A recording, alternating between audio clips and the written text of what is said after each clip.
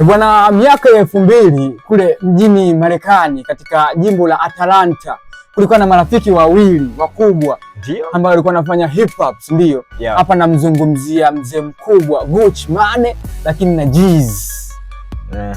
Lakini walitembea mpaka mwaka 2005 ambapo kulitokea bifu, wakawa maadui wakubwa, unafahamu mpaka nafanya noma wale jamaa. Noma. Bwana, mnaona leo tupo mazingira ya kupendeza, si ndio? Manguo yamezingatiwa. Noma. Basi tuko hapa Horsemel Fashion, wanapatikana East Africa Commercial and Logistics Center. Noma sana. Bwana, Shaka Boy Gaddafi wa mitani bebe ndani ya The Evening Gossip. Bana, 2 and 6 ZDL ndo sauti tunaosikika time hii hapa. Mchizi kichizi tunasebenza. Bwana, mapya ni mengi, si ndio? Lakini haya hawayafahamu watu.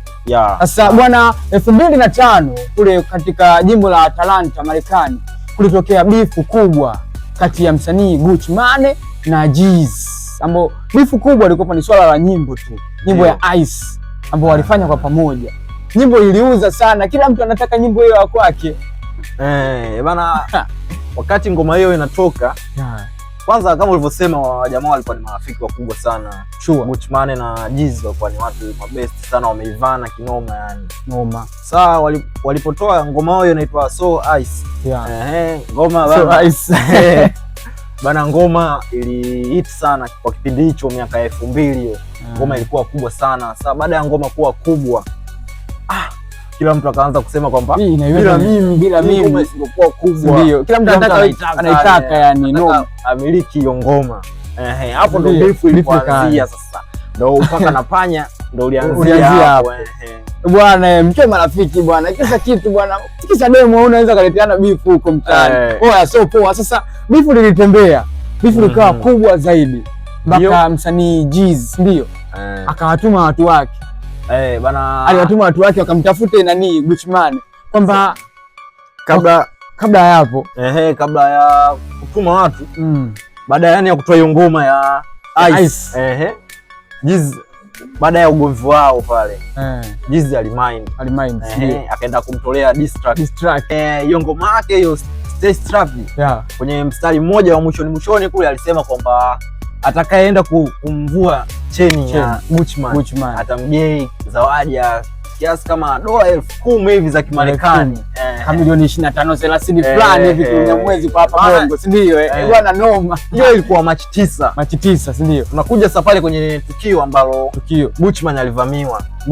So baada ya kutangaza hivyo atakayepeleka cheni atapewa hiyo zawadi, ndipo Gucci Mane alienda kuvamiwa. Sasa bwana, Machi 10. Bwana, ushaona mtu anayevamiwa yeye ndo anavamia. Bwana, sasa Gucci Mane Mnyamwezi sana, yani kavamiwa lakini yeye ndo akafanya maafa. Bwana, kati ya vijana ambao walienda kuvamia kwa Gucci Mane alikuwa anaitwa Poki Loki, si ndio? Bwana, Poki Loki alipigwa shaba na Gucci Mane, yani kavamia yeye lakini yeye ndo akapigwa shaba. Bwana, noma. Wewe mzingua wewe na hapa tu. Hiyo inaonyesha kwamba vita hawa haikuishia tu kwenye diss track. Vita ilikuja paka mtaani sasa. Ndio. Sasa hapo baada ya tukio huyo mwenza wa Jeezy kupigwa risasi, ndipo vita ikawa imewaka moto zaidi. Ndio. Lakini Gucci Mane hakukaa kimya. Naye alijibu. Unajua la diss track maana inatakiwa unajibu. Ndio. Kwa hiyo naye bana akaachia chuma chake kimoja kinaitwa 745, lakini hakukaa kimya. 745 akaachia tena kinaitwa round 1. Kwa maana yake ana diss, yani diss mara moja, sisi tunakupa nani mara mbili, kupiga double, si ndio? Akaachia hivyo vyuma viwili bana, noma. Alimdiss direct na yeye pale alimchana sana mule ndani bwana, lakini alipokaa kimya, si ndio? 2009 hii kwenye moja ya redio moja kali sana pale Atlanta, ile ilikuwa inaitwa Hot 107.9 ndio pale Atlanta, show ya DJ Drama mwenyewe kipindi, lakini kilikuwa inaitwa Gangsta Grease. Noma, si ndio? Jeezy yeye alikuwa anafanywa interview, nadhani interview unaikumbuka, ndio, si ndio? Sasa kwenye interview pale alikuja nani Mnyamwezi Gucci akatwanga nani simu, akapiga simu moja tu kwamba kuomba bwana bifu ziishe, unajua kwa ajili ya Atalanta wote kama wewe hapo, kwa ajili ya duka letu lazima tukaribishe wateja tu familia, si ndio? Ndio nilichokipenda wale Wanyamwezi wako wanapenda sana Atalanta yao, ndio na ndio maana walikubali mambo yao yaishe kwa ajili ya Atalanta tu, yani noma. 2009 hiyo baada ya kushaomana misamaha nini mingi pale, wakakubaliana kwamba bifu limeisha. Watu walitulia walipoa mjini pakapoa, walipoa. Lakini saa mwaka 2010 tena moto kama vile ukawaka, wakati wamepoa 2009 lakini 2010 unajua wale jamaa walikuwa waishaji kama vile waishajigawa hivi. Guchman ana watu wake, lakini Jizi na watu wake pia na watu wake. Sasa kuna tukio moja lilitokea pale 2010, watu wa Guchman na Jizi walipigana nje ya duka moja la nguo kule Atalanta, ndipo moto ulianza, moto ukawaka sasa na upya hapo, distract zikazaliwa zingine tena, ndio noma. Lakini nilichopenda kwenye Truth Guchman alikuja direct kabisa, yani sana direct, japokuwa sisi hapa kutokana na copyright na nini hatuwezi kufanyaje, hatuwezi kutoa, lakini alikuja direct, alimtaja majina na pia alisema kwamba nimefanya mambo mengi, yani nimekufanyia mambo mengi lakini bado niko huru mtaani, ndio yani kwamba, na pia alimtaja Pokilok ambaye alishamuua. Hilo distract hiyo, yani mimi namuua mshikaji wako, lakini kwenye goma langu bado nakuchambia, ndio nakutaja kwamba utanifanya nini kama uniwezi, niko huru mtaani, sijafanya kitu chochote na nimekupiga matukio noma sana.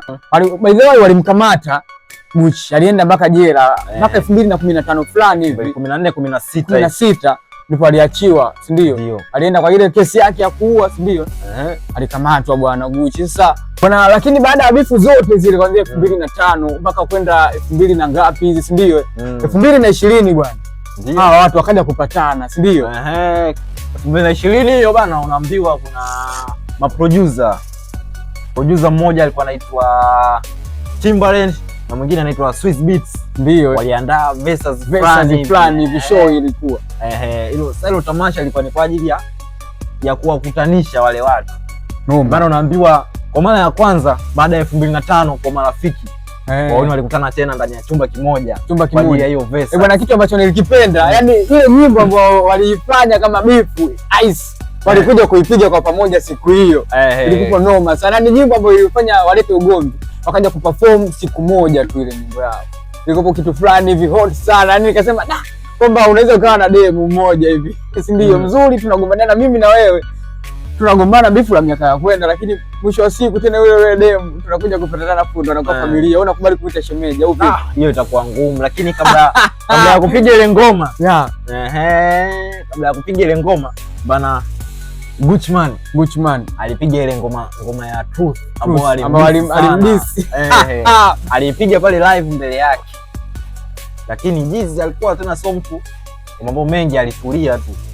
Lakini baada ya hapo tunaona Jizi alikuja akatoa baadaye hotuba ya kuhamasisha kama amani na upendo kwa ajili ya watu wa Atalanta, ndio bwana. Baada ya hapo wakawa wameungana tena, wakawa kitu kimoja. So kitu ambacho nimekipenda kwenye hii story nzima bwana, story nzima ni kwamba tunagombania kitu kimoja ambacho hicho kitu kimoja kinakuja tena kutupatanisha mbele. By the way, mashabiki wengi wa Atalanta 2020 walifurahia kuona show kubwa ambayo walifanya watu wawili ambao walikuwa ni maadui wakubwa, kesi ambayo ilisababisha mpaka watu wakauana, si ndio? Watu walikufa by the way lakini kitu kikubwa ni kwamba ndani ya ile show bado diss track zilipigwa na watu wakafurahi, na mashabiki wa Atalanta waliinuka kufurahi. Mpaka leo ukiwakuta Guchman pamoja na Jiz wapo ni marafiki fresh tu, ndio? Sasa hivi wanakaa meza moja by the way, yani kwamba watu wa Atalanta wanafurahi kuona wasanii wao wapo vizuri kuwakilisha Atalanta. Noma. Bwana Love Gangster wote wanasimama na sisi, si ndio? Ndani ya The Evening Gossip. Sasa ilikuwa ni show fulani hivi, kama ukitaka more details njoo kwa ndani huku ufuatilie vizuri. Bwana, mimi wanachoka kuelekeza, si ndio? Bwana, angalia mazingira, tumependeza, afu utawala umezingatiwa, si ndio? So ukitaka upendeze, by the way, karibu sana dukani kwetu. Wanakuhitaji Asmani bana, panaitwa Hosmail. Wanakwambia trust in quality noma sana. Mimi wanachoka kuelekeza. Bana, Hozmel inapatikana Instagram, TikTok, Facebook. So wafuate kule uweze kujionea kwamba kuna vitu gani hapa Hozmel. Pia usisite kudondoka bana, bei ni affordable, Kitonga, ganda la ndizi.